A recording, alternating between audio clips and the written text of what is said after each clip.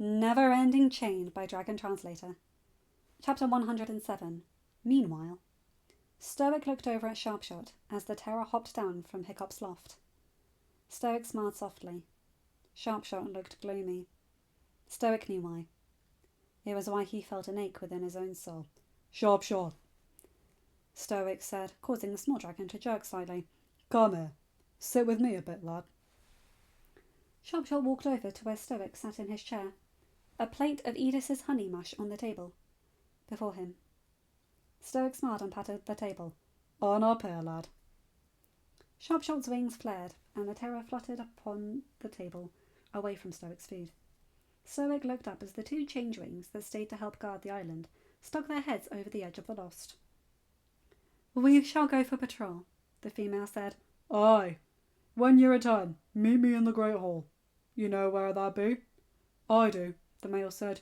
You allowed us to sleep in it when we aided during the tail stinger attack. Ah, you were here for that. Thank you for your help. The male chirped. Sharpshot looked up and chuckled softly. Humans are big on thanking us, even when we're just doing our duties. Sharpshot grunted. Even Vikings need acknowledgement and appreciation for what they do. Why would your dragons be any different? Sharpshot tilted his head. For some nests, duties are just that. Things we must do. Alpha and queens don't always give thanks for nest members doing their assigned tasks. Well, you'll be here in this nest now. Even if some of you are just here to wait while the others are gone. You'll get your praise for things you do. Sharpshot chuckled again, and then his face fell. You and your son are a lot alike, Stoic. Stoic sighed. Aye, and it took me almost losing him for me to see that. We shall go now, the female changeling then said, and she and her mate left through the opening in the reef before Stoic could reply. Sharpshot chittered. Stoic looked back down. I miss him too, lad. I do be wondering why you didn't go. Alpha wished I stay here, to help guard the nest in his absence, and so that you wouldn't be all alone. Stoic sighed again, so like his son. I see. So, what be your plans for the day? Sharpshot blinked when he lifted and lowered his wings like Shadowfire did at times. Sneaky and Buttercup are with Elder Sage today for some lessons that Iggy and I can't join them on. I have nothing really special planned. Wanna come with me? I have some chiefing to do before I meet up with the council and the elder dragons that remain in the nest. We were gonna discuss some ideas for safety. That's why I asked them changelings to come. You would want me to join you? Aye. Look, I'll be knowing you had a father, lad. And I in no way wish to take his place. But, well, you and Toothless have become something of sons to me. Just like Hiccup. I'd like to get to know you a bit more. We can talk as we go about chiefing. So, you up for it? Help and deal with stubborn Vikings? Maybe see what Hiccup will have to do when he takes the chief's place. Sharpshot smiled. I will. Thank you. He awoke, the alpha of the nest that had let him rest and sleep for the night, before meeting to discuss his reasons for visiting. He sensed and smelled movement at the entrance to the small den he had been given. He looked up. A tall singer stood just beyond the opening. By the sense, a young one and a female. He stood. The tall singer tipped her head in a show of respect. All dragons seemed to do that once they realized who he was. His kind did guard the way to the ancestors, and had done so since dragons had been created and formed in the beginning of all time. The Alpha hopes you have slept well, honoured Guigard. He and his mate, as well as his oldest son and his son's mate, await you in the middle of the nest. I shall guide you there.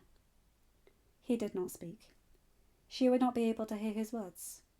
He did drop his head, also in a show of respect. The tall singer backed away so that he could leave the den. She then turned and led him down the corridors he had traversed the night before. They arrived at the main cavern within the nest. Water bubbled at the bottom of the vast opening. Ledges of stone and Ledges of stone and green plants that thrived and flowered in the heat created by the lay of the water were scattered all over the walls of the cavern. Each had a connecting corridor that led to a different part of the nest. The tall singer stepped forward, looking up at the biggest ledge. He knew it had been carved out just for the alpha and his flock to roost there when welcoming visitors to the nest. He had seen it when it was being created by their fire, after all. "My alpha, I present the honoured Wayguard who visited our nest," the tall singer said, bowing.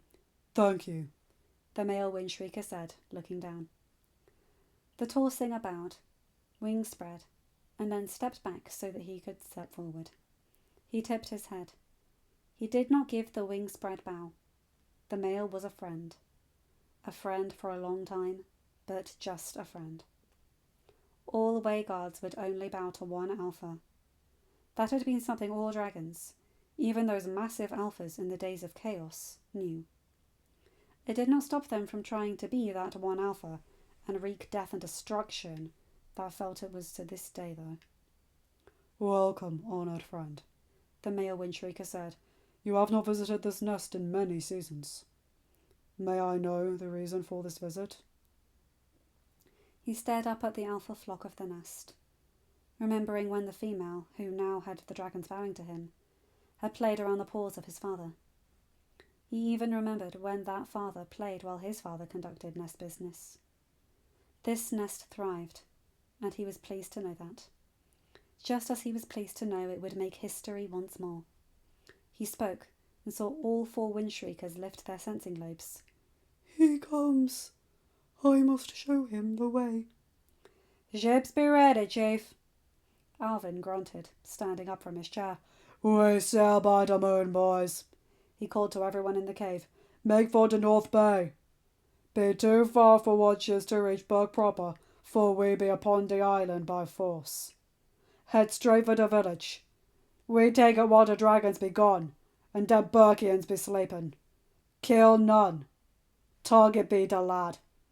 We have him, and we have the dragons." Savage just stood there, staring. Alvin's eyes narrowed. "Move!" Savage squeaked and rushed out, the entire lot of outcasts rushing out to follow him. Many got caught in the door. Alvin rubbed his forehead. "Good, I'll be so hard to find." End of chapter. Hi guys, hope you enjoyed this one. I like this bit with Stoic and Sharpshot. It's very, very sweet. The found family is gaining another element, which I just love. And the Wayguard bit is fascinating. That comes into play in other chapters. It's an amazing bit of lore that we're starting to get the entrance of. Love it. Anyway, have a good day, night, or whatever time zone you're in. Bye, my guys, gals, and non-binary pals. I'll see you in another video. Take care.